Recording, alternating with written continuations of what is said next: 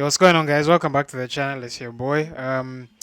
Today is gonna be a bit more of a serious video, judging by the title, probably, um, because the last few weeks have been weird for me. Like this whole year has just been just like a huge clusterfuck. But the last few weeks, especially, have been weird for me because as a young black man. Um, I've been forced to confront like some very harsh realities that people who look like me have to face uh, in multiple places around the world, even here in Africa, where which is where we're native to. And obviously, a lot of the focus online right now surrounds George Floyd, a middle-aged American black man who was murdered by a racist white cop for allegedly being in possession of like a counterfeit $20 bill, and other recent victims of police brutality in America, Ahmaud Arbery, Breonna Taylor, and all that stuff. But I want to focus on Kenya because like this is where I was born, this is where I grew up, this is where I reside, this is the country that is most relevant to my existence. And that's that's not to say I don't care about what's happening in America. Like the last few days I've just been looking at the internet and being like, holy fucking shit, like this country is literally on fire right now, you know what I mean? But at the same time, I think it would be a bit disingenuous of me to discuss issues affecting black people in America and not talk about issues facing people here. Obviously, black people are the majority in Kenya, as they are in most African countries. Um, but yet, since the corona pandemic began, and way before that, like there's still so many issues that people are facing here that have sort of been amplified or perpetuated by this pandemic. Um, People having their houses bulldozed in Ruai, Kariobangi, in the middle of a fucking pandemic by the government, and like nothing's been done about that. People being, brutally beaten because they haven't gotten home by 7 p.m. Today, obviously, I want to look at um, a an interview that the spokesman of the national police, the Kenya police, Charles Owino, did on NTV a few days ago, 2 days ago, on the day of recording, which is the 4th of June today. And I think it's in response to obviously a lot of the recent cases of police brutality. Um, and most recently, I think a 13-year-old boy called Yasin Moyo who was gunned down just standing in the balcony of his own home by some fucked up cop who was, trying to enforce coronavirus regulations or whatever the fuck. So, yeah, I wanted to speak more from the heart today because, like, usually with the videos I make, I have like points written down. I have a notebook I write stuff in, and um, I wow, I generally have a good idea of what the video is about, and um, what I'm gonna talk about, the jokes I'm gonna make, and I'm trying. I want to try and make jokes in this video as well, but I'm trying to be very careful because I want to recognize the seriousness of the situation for what it is, if that makes sense. I don't want to have people watch this and go away feeling like the situation isn't any less fucked up than it is. Does that make sense? According to a study that was done by the Independent Policing Oversight Authority, or IPOA, the same day this interview I'm about to look at was done, police in Kenya have killed 15 people and injured 31 others since the coronavirus pandemic began.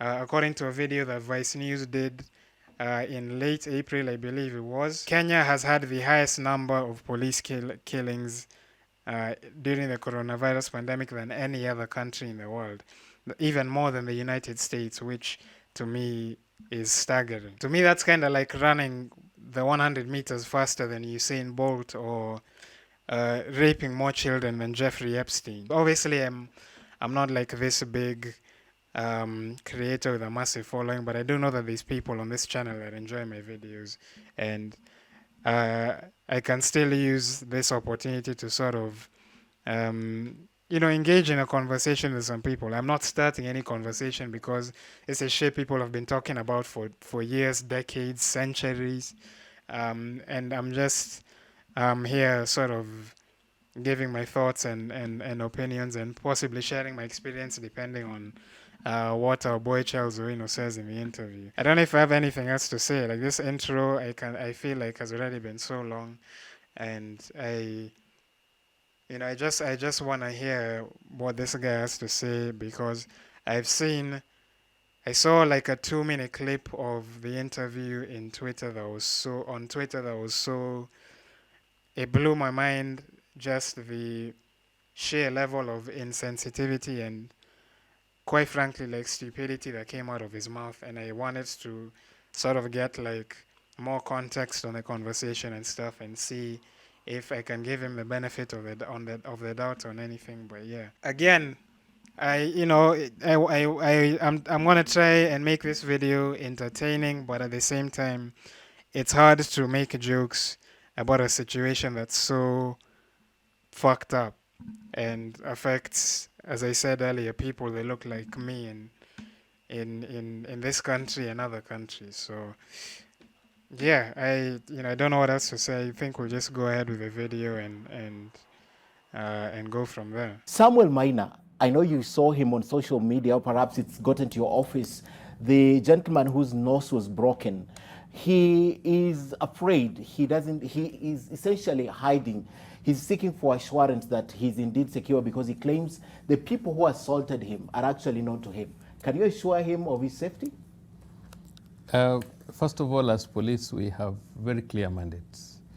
Our major mandate is to protect each and every individual, lives and your property.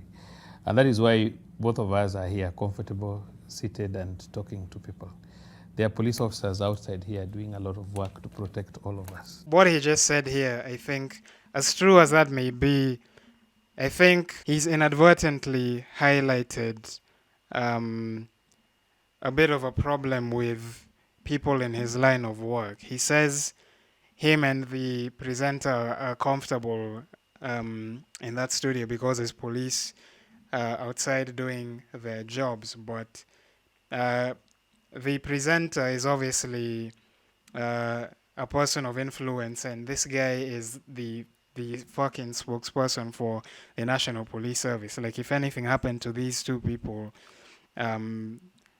you would imagine that there'd be a lot of attention surrounding it. So where's that same protection for ordinary citizens? You know what I mean? Why is it that this presenter doesn't have his fucking nose broken because he got home 13 minutes past the curfew, and Samuel Maina had to suffer that same fate?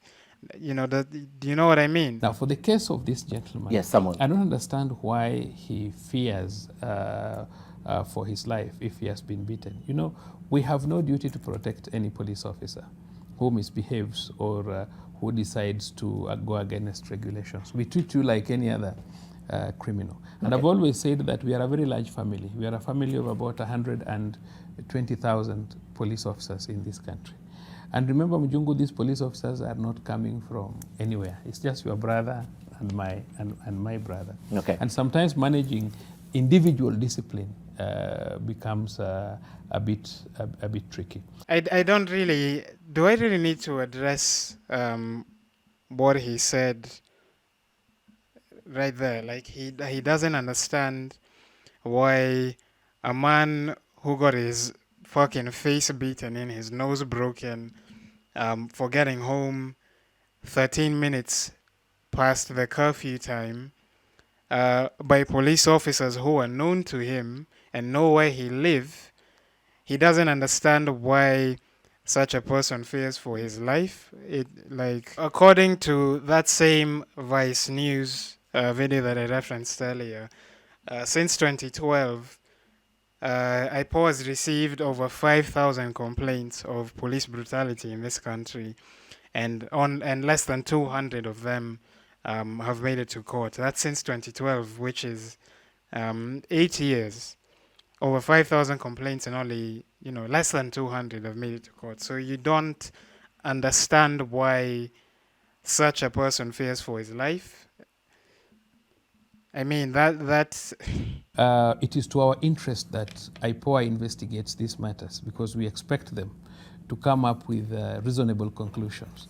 And where an officer will be found to have committed an offense, definitely there's no shortcut. The officer will have to face the full force of the law. And this is a process that we must continue with continuously to ensure that officers who think that they can commit offenses can get to know that there's nowhere to hide into.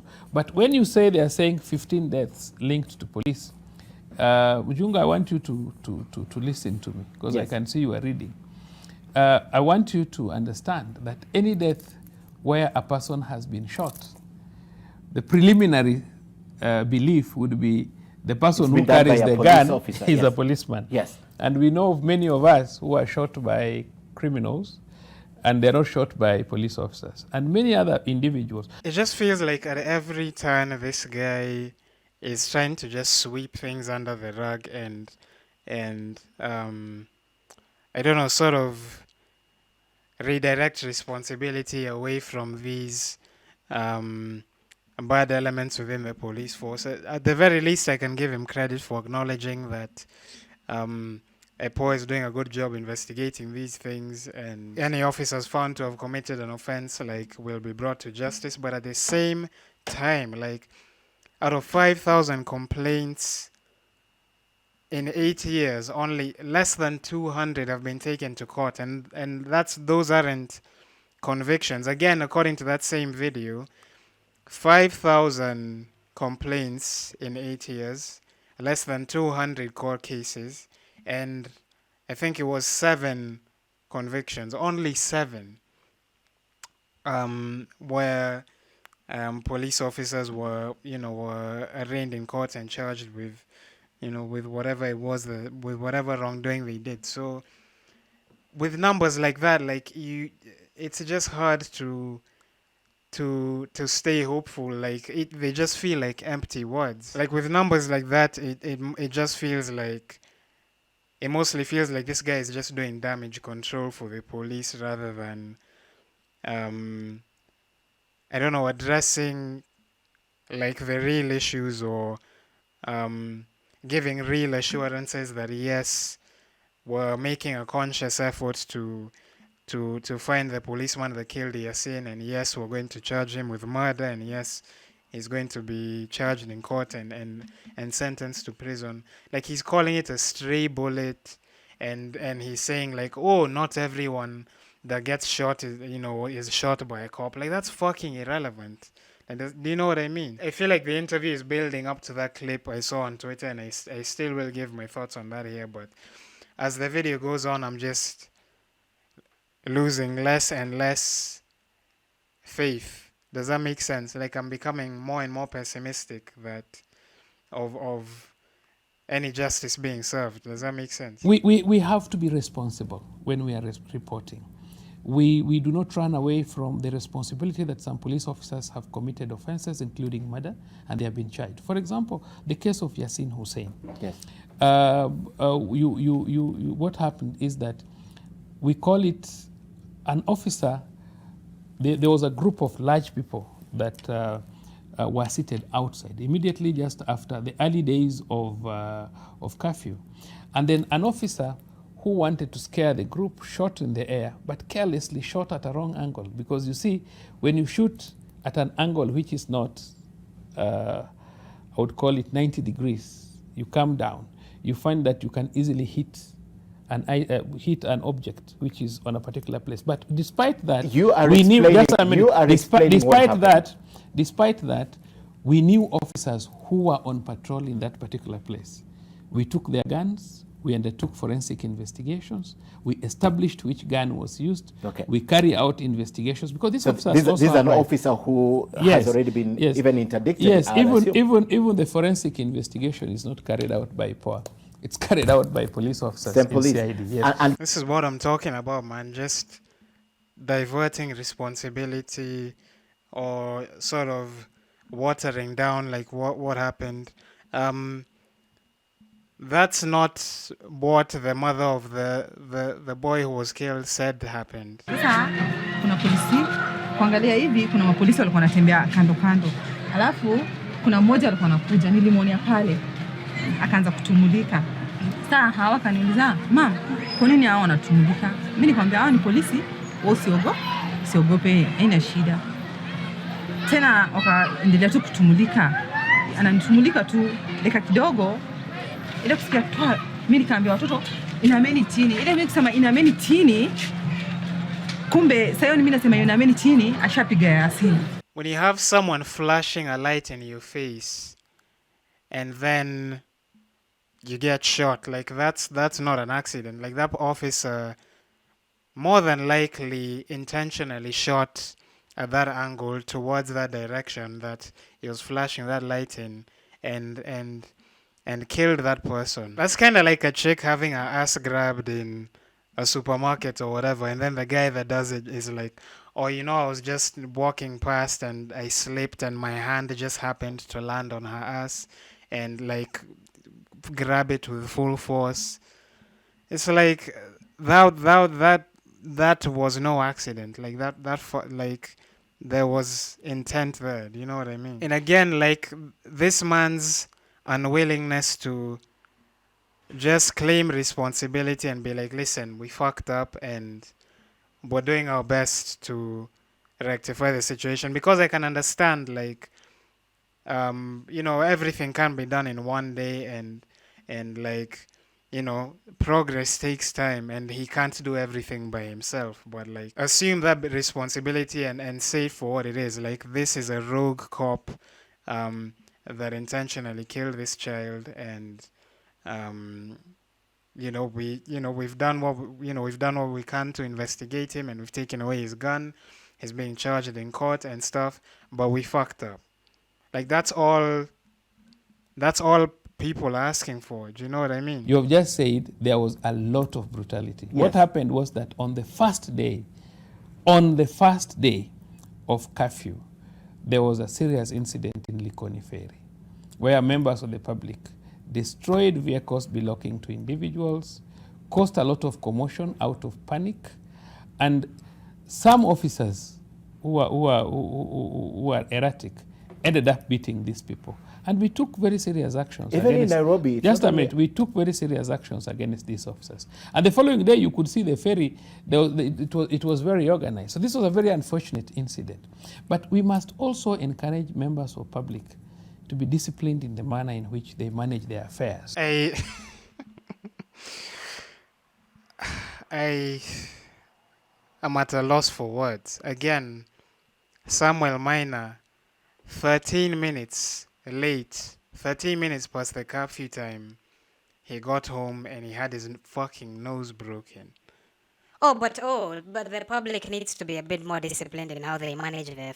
Are you fucking kidding me? Seriously? Now, while it may be true that there are obviously certain opportunistic individuals that take advantage of these restrictions, these curfew times to do some despicable things, like in the dead of night, or you know, take advantage of some vulnerable people, maybe who are getting home late and stuff like that. Like, that doesn't make these cases of police brutality any less fucked up. You know, it doesn't make it any better because this is the police doing it, and we're investigating, and they will be brought to justice. Like, it doesn't make it any better.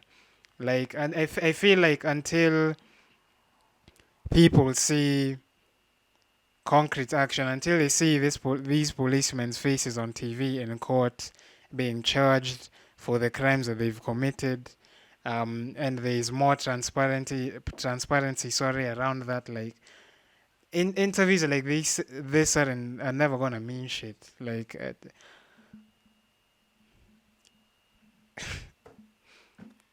I don't know what else to say, man. I want to believe that the president is the president for everyone, including the policeman and members of the public.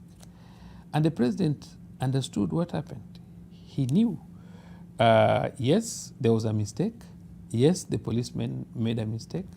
But he also knew what his voters did to the police. He knew they destroyed people's cars, they provoked the police. And unfortunately, and I've always told you, some of these policemen are very young and they're still very erratic. They can easily get drunk with the little power they have and do very wrong things. So there was nothing wrong for the head of state on behalf of his citizenry and on behalf of his policemen to apologize to members of the public for what happened. It was an unfortunate incident. Okay, so this is the part that I saw on Twitter, and it's still just as infuriating listening to that now as it was back then, because I feel like that right there is what I've been talking about the entire video, sort of watering down and making excuses for what policemen are doing. Oh, but you see, they're very young and they can be very erratic and get drunk with a little. That's not a justification. I'm sorry. That, to me, that really begs the question, like, why, if they're so erratic and they get so drunk with this little power that they have, why are they being recruited to begin with? Like that, like, what does the recruitment the process of the National Police Service look like? If there's people like these young and erratic and power drunk policemen beating people in the street for missing the curfew by 2 minutes, and people like this guy on TV making excuses for them, what sort of recruitment process does the National Police Service have?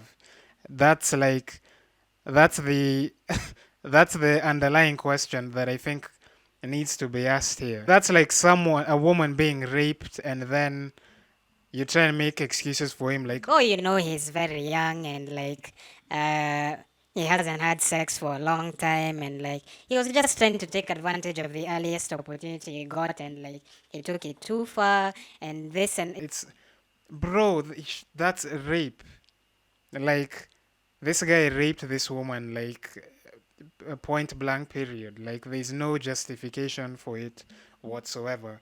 There's no justification for excessive force, unless like a criminal is shooting at you or whatever. Like, unless your life is in danger, there's no justification for excessive force. There's no reason to break my fucking nose for getting home 13 minutes past the curfew time, when I'm posing no threat to your life in any way. I'm not armed.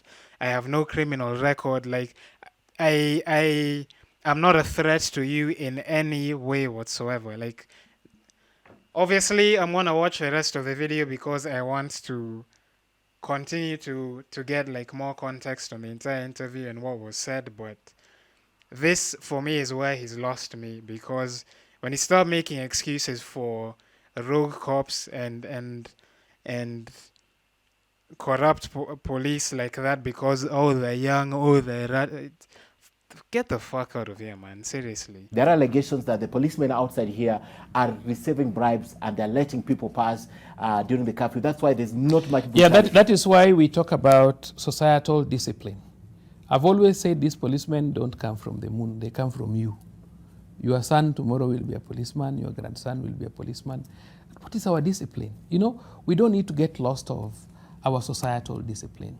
Because, for example, where will the policeman get you? If it is said you are supposed to be at home at 7 and you're at home at 7, where will the policeman get you to assault you? I don't know if I can keep watching this video, man. At every turn, this guy just wants to make excuses and avoid responsibility. There's two things he mentioned here that I want to focus on. He talks about societal discipline, which is a valid point. Obviously there has to be an element of the public, maintaining discipline and behaving properly and making the job of the police easier for them. But at the same time, going back to what I said earlier, if you have to make excuses for erratic police officers who are using the power they have to brutalize the people they're supposed to protect, and in some unfortunate cases kill them for um, very minor things, kill people who did not endanger their life in any way or seriously injure people who pose no threat to them whatsoever. Again, how are these people being recruited to begin with? What sort of, how do the police sort of gauge the ethical standards or the moral integrity of these people they're recruiting? And I'm not saying that I would do a better job of doing that or there's a perfect process for doing that, but all I'm saying is, like, if such people exist within the police force and the spokesman, the national spokesman of the police force is on TV making excuses for them, there is something wrong. And there has to be, like, serious reform in terms of how these people are recruited.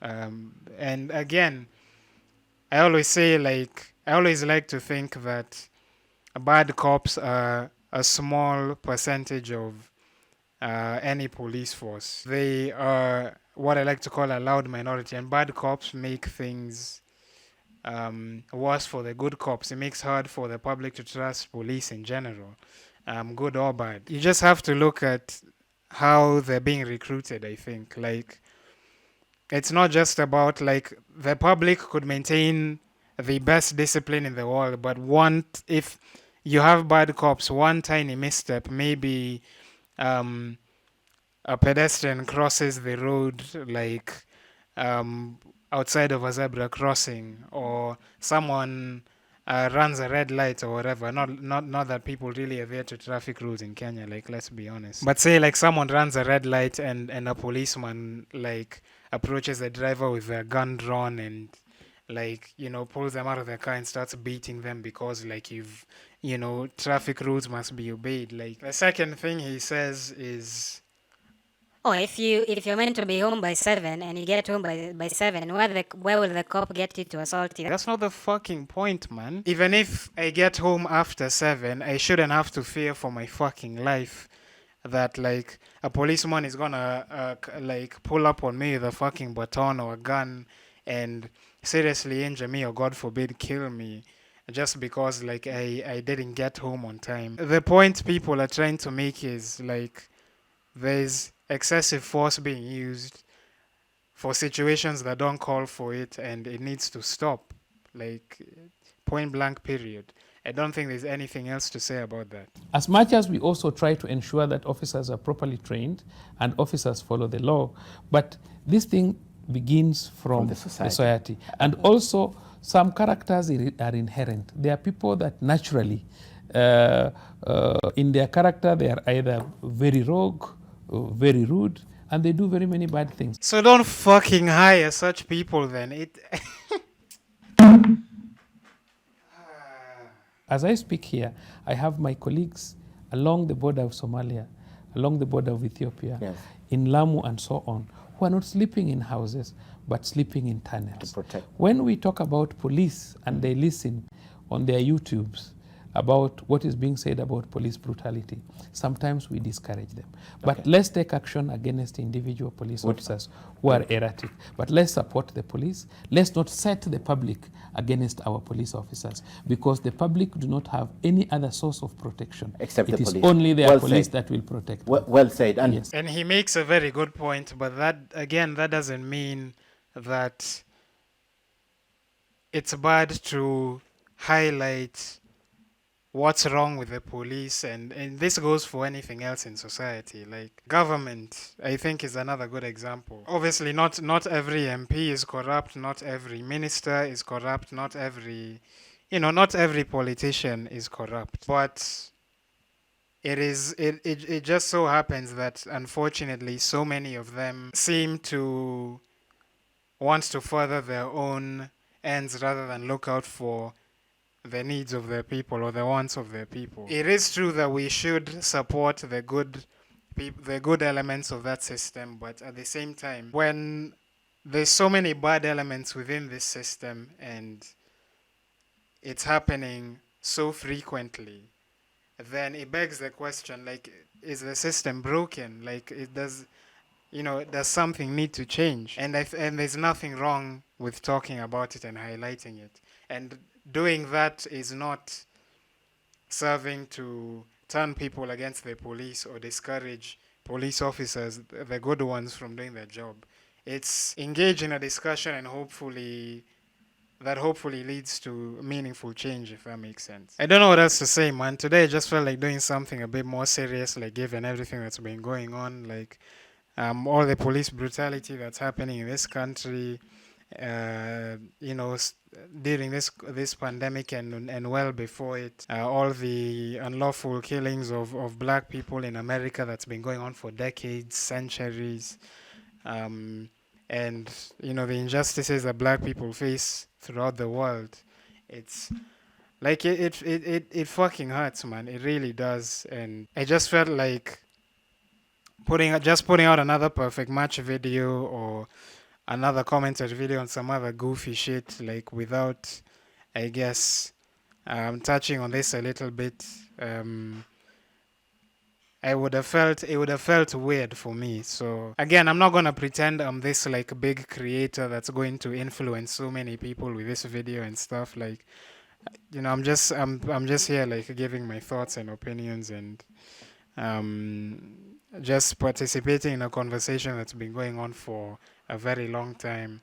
And yeah, like, it's just disheartening to be confronted with these things, that you sort of just try and sweep under the rug and try and maintain a positive mindset and go about your business, and then shit like this happens, and it gets to a point where, like, you can't pretend to be blind to it anymore, and you can't pretend to not care anymore. Like, it's it would have just felt weird just putting out another perfect match video and just goofing off or whatever. So yeah, I'm gonna leave links below to different initiatives surrounding this whole issue, a petition for justice for Samuel Minor, and other organizations that are trying to help Kenyans sort of get through this period, make it easier for them through this COVID-19 pandemic, and sort of organizations that are trying to help bring about change and stuff like that. And if you want to help them out, well and good.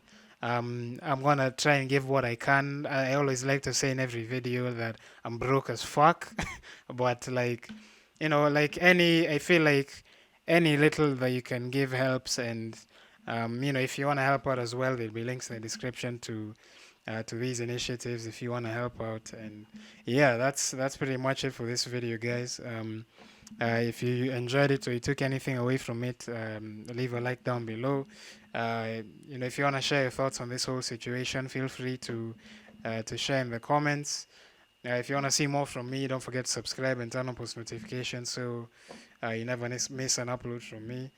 And yeah, Black Lives Matter, man. Like, we shouldn't have to be saying this shit in 2020. I'm not gonna end with the usual outro I usually do. I say it's never that serious. This time it is that serious. Even though I'm smiling right now, but like, yeah, just stay safe and just try and do the right thing and help out where you can. That's all you can do at the end of the day. Like, even if you can't go out and protest, like, you can still, if you're a lawyer, you can represent marginalized people for free. You can help out in different ways, I feel. So just, help out in whatever way you can, and you can take pride in feeling like you participated and you tried to do something about it. So yeah. Yeah, that's pretty much it for this one, guys. Take care, and I'll see you in the next one. Peace.